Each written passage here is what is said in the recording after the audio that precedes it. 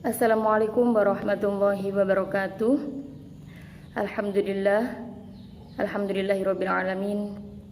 Wa bihi nasta'inu ala umuri dunya waddin. Wassalatu wassalamu ala asyrafil anbiya'i wal mursalin sayyidina wa maulana Muhammadin wa ala alihi wa ashabihi ajma'in. Amma ba'du. Anak-anakku kelas 11 MA Unggulan Membawa Huda. Hari ini kita akan mempelajari lanjutan dari ayat-ayat yang sudah kita pelajari sebelumnya.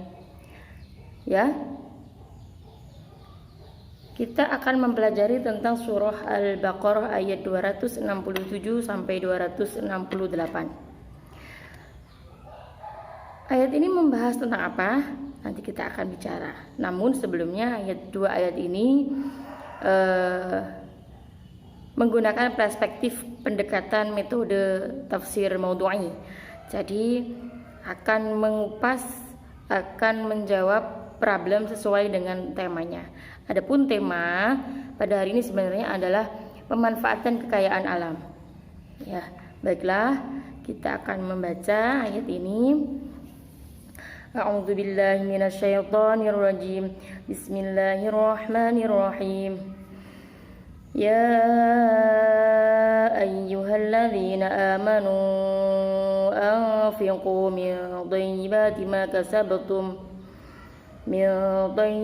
ما كسبتم ومما أخرجنا لكم من الأرض ولا تيمموا الخبيث منه تنفقون ولستم بآخذيه إلا أن تغمضوا فيه wa'lamu annallaha ghaniyyun hamid. Asy-syaitanu ya'idukumul faqra wa ya'murukum bil fahsya wallahu ya'idukum maghfiratan minhu wa fadla wallahu wasi'un 'alim. Baik. Seperti biasa kita akan mengupas ayat ini menggunakan pendekatan ilmu tafsir. Yang pertama, ayat ini dimulai dengan kalimah ya ayyuhalladzina amanu. Ya ayyuhalladzina amanu ini sudah bentuk takhsis, di mana ayat ini khusus diperuntukkan untuk orang-orang yang beriman. Karena selain ada redaksi di Al-Quran, selain ada redaksi ya ayyuhalladzina amanu, biasanya juga ada ya ayyuhan nas. Kalau redaksinya ya ayuhan nas, biasanya ayatnya general, umum untuk siapa saja. Tapi kalau ya ayyuhalladzina amanu, ayatnya sudah takhsis, khusus untuk orang-orang beriman. Ya. Kemudian anfiqu min thayyibati ma kasabtum. Anfiqu dalam tafsir Jalalain bermakna zakat. Zakku. Maksudnya di sini dimaknai anfiku itu kan infak tapi ditakwil menjadi zakat. Ya. Ketika zakat, bagaimana? Min thayyibati ma kasabtum. Ya. Infaklah kamu, zakatlah kamu dari hartamu yang baik, hasil usaha. Ya, harta yang baik yang berasal dari hasil usahamu yang baik. Maksudnya seperti itu. Namun di sini perlu kita lihat redaksinya menggunakan min. Kalau min ini dalam ilmu nahwu biasanya bermakna ba'dun. Maka di sini tidak semua hasil dari usaha kita disumbangkan atau dizakatkan, tidak, tetapi hanya sebagian saja. Ya. Kemudian wa mimma akhrajna lakum minal ardh. Ya. Kemudian harta yang baik tadi yang diambil dari apa? Yang berasal dari mana? Berasal dari hasil bumi yang sudah Allah berikan kepada engkau semua, kepada kita semua. Jadi kita semua diberikan hasil bumi sama Allah, banyak dan baik. Nah, hasil bumi yang baik ini loh yang harus kita infakkan atau kita sedekahkan atau kita zakatkan, begitu. Wala tayammamul khabitha minhu. Ya, kamu jangan mengambil atau memilih harta yang khabis, harta yang buruk untuk diapakan? Untuk tunfiqun, untuk dinafkahkan atau untuk disedekahkan atau dizakatkan. Walastum biakhidhihi illa an tu'midu fi. Sedangkan untuk mengambilnya sendiri, kamu itu nggak suka. Walastum biakhudhihi. Kamu ambil sendiri aja dari harta yang jelek itu kan nggak suka, ya. Kecuali antu'midu fi, kecuali kamu ngambilnya sambil memicingkan mata. Bahasa terjemahnya memicingkan mata. Kalau dirunut di sini dalam tafsir itu bahasa memicingkan mata itu ternyata illa antu'midu fi dinamai dengan bitasahul wa 'udil basar. Maksudnya apa? Wa 'udil basar maksudnya dengan matanya itu ditutup. Jadi ketika mengambil itu dia seperti enggan gitu. Jadi kelihatan ogah-ogahan seperti itu. Jadi nggak suka dengan harta yang dia berikan. Kalau dia diberi saja dia nggak mau, ambilnya aja dengan cara tertutup matanya atau dia memicingkan mata.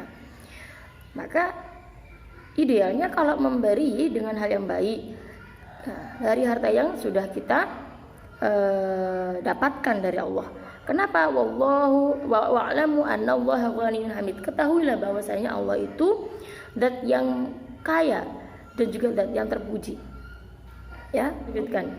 Asy-syaitanu ya'idukumul faqra wa ya'murukum bil fahsya. Syaitan itu menjanjikan untukmu.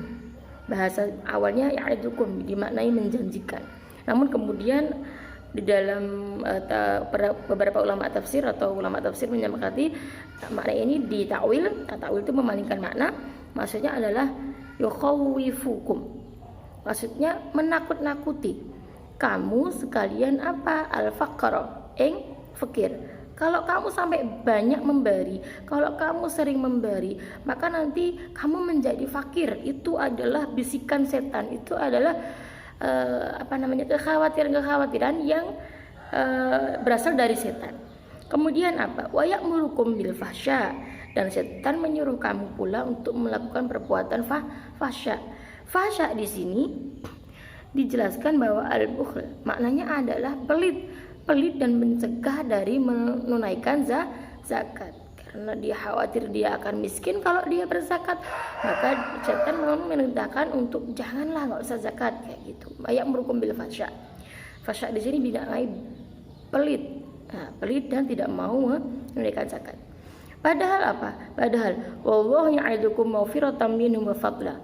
Padahal Allah berjanji kepadamu bahwa Allah akan memberikan ampunan kepada kalian semua. Selain itu Allah memberikan juga wafadlah dan keutamaan di sini seperti apa bentuknya? Banyak sekali keutamaan yang diberikan Allah kepada kita melalui sedekah. Semisal Kanjeng Nabi menyampaikan bahwa dengan bersedekah kita bisa dijauhkan dari mara bahaya atau dengan sedekah bisa memanjangkan usia.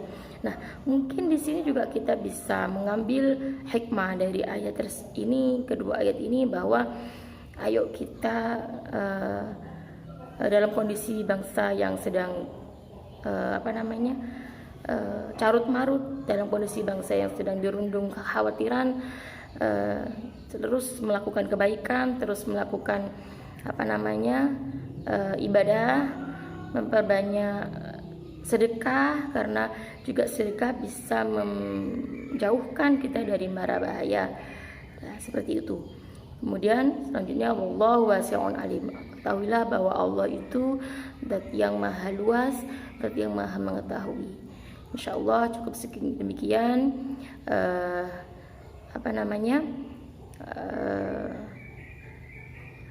pelajaran hari ini dari saya. Selanjutnya nanti kita lanjutkan untuk penugasan di grup masing-masing kelas. Terima kasih. Akhirul kalam. Usikum wa nafsi bitaqallah. Assalamualaikum warahmatullahi wabarakatuh.